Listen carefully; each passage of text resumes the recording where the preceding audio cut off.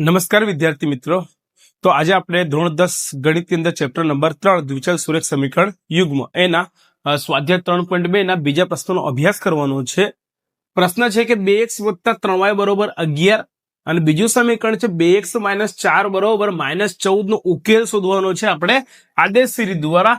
અને એવો એમ શોધો કે જેથી y = mx + 3 થાય. બરોબર. ખરેખર આપણને એક દાખલાની અંદર એક પ્રશ્નની અંદર બે દાખલા આપણને આપેલા છે. ચાલો તો આપણે આદેશી રીતનો ઉપયોગ કરીશું. ચાલો આપણને બે સમીકરણ આપ્યા છે 2x + 3y = 11 અને એક નંબર આપવાનો.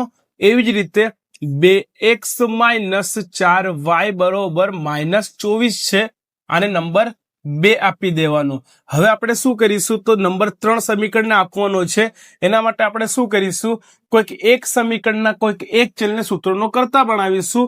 તો હું સમીકરણ 1 માંથી x ને સૂત્રનો કરતા બનાવું તો 11 + 3y એટલે -3y થઈ જાય અને છેદની અંદર આ 2 આવી જશે. તો છેદમાં 2 તો મને મળી જશે સમીકરણ નંબર 3. આની કિંમત હું એવા સમીકરણમાં મૂકીશ કે જેનો વારો નથી આવ્યો. સમીકરણ 1 નો વારો આવ્યો, સમીકરણ 2 નો વારો આવ્યો નથી. તો x ની કિંમત સમી 2 માં મૂકશું આપણે. સમી 2 માં મૂકતા સમીકરણ 2 શું છે આપણી પાસે તો 2x - 4y = -24 છે. હવે આ બે એમના એમ x ની જગ્યા પર આપણે શું લખવું પડશે, 11 - 3y ના છેદમાં 2. આ -4y એમના એમ ને -24 બી એમના એમ. હવે 2 ઉડી જશે. શું બચશે, 11 - 3y. 11 - 3y ઉપર બચે છે -4y = -24. હવે શું થશે તો આ માઇનસ માઇનસ પ્લસ થઈ જાય એટલે કે 11 3 ને 4 7 એટલે -7y અહીંયા બચશે બરોબર -24 એમના એમ. હવે શું કરીશું આપણે તો -7y, આ -7y આ જ રહેવા દો, -24 બી ત્યાં જ રહેવા દો. 11 પેલી બાજુ જાય તો માઇનસ થાય તો -7y બરોબર માઇનસ પ્લસ 24 ને 11 35 થશે એટલે -35 મળશે. હવે આની જગ્યા આપણે બદલીએ એટલે પ્લસ થઈ જાય, ના બી બદલો તો ચાલશે, તમારી મરજી. તો માટે આપણે જો કરવું હોય તો y બરોબર 35 છે માઇનસ અને -7 છેદમાં આવી જાય. હવે માઇનસ ઉડી જાય ને 7 × 5 = 35 થાય. તો આપણને y ની કિંમત મળશે 5. તો આવી રીતે આપણને એક ચલ મળી ગયો. શરત શું હતી જુઓ, ગમે તે એક સમીકરણના એક ચલને સૂત્રનો આપણે કરતા બનાવી દીધો. હવે બીજા સ્ટેપમાં શું થશે તો જે ચલને સૂત્રનો કરતા નહોતો બનાવ્યો, મેં x ને બનાવ્યો તો y ને નહોતો બનાવ્યો, તો મને y ની કિંમત મળી ગઈ. હવે ત્રીજા સ્ટેપમાં આ જે y છે એની કિંમત સમીકરણ 3 માં મૂકશું. તો y ની કિંમત સમી 3 માં મૂકતા ચાલો તો સમીકરણ 3 આપણી પાસે શું છે તો સમીકરણ 3 x = 11 - 3y, x = 11 - 3y ના છેદની અંદર 2 છેદમાં 2 છે.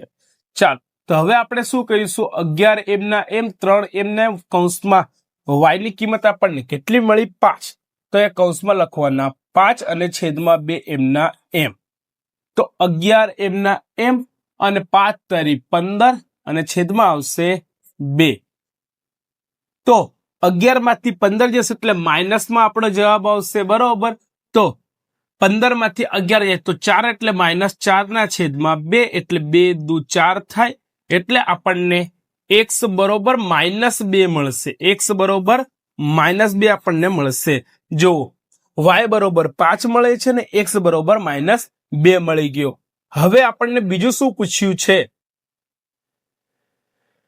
તો બીજું આપણને પૂછ્યું છે કે એવો એમ શોધો કે જેથી આપણને y = mx + 3, y = mx + 3 મળવું આપણને જોઈએ.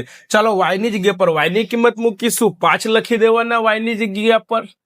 બરોબર એમ આપણે શોધવાનું છે અને ગુણ્યા એક્સ. એક્સ આપણી પાસે કેટલા છે? 2 છે, બરોબર, -2 છે. તો અહીંયા શું આવશે? -2 અને +3 એમના એમ.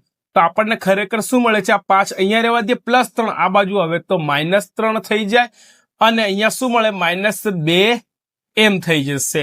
ચાલો, તો 5 માંથી 3 જાય તો કેટલા રહેશે? 2 રહેશે અને અહીંયા કેટલા છે? -2 એમ છે. જો એમને સૂત્ર નો કરતા આપણે બનાવ્યું હતું એમ બરોબર 2 અને છેદમાં આવશે -2. આ 2 ઉડી જાય એટલે આપણને એમ બરોબર મળશે -1 મળશે. એમ બરોબર -1.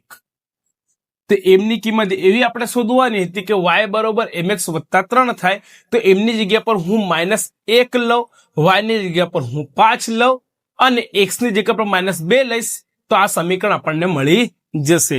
તો અહીંયા આપણો દાખલા નંબર 2 થાય છે પૂરો. પ્રશ્ન નંબર 2 લખી લો. આ બીજું પેજ. ઓકે વિદ્યાર્થી મિત્રો, તો મળીશું હવે નેક્સ્ટ વિડીયોમાં. ધન્યવાદ. જય હિન્દ.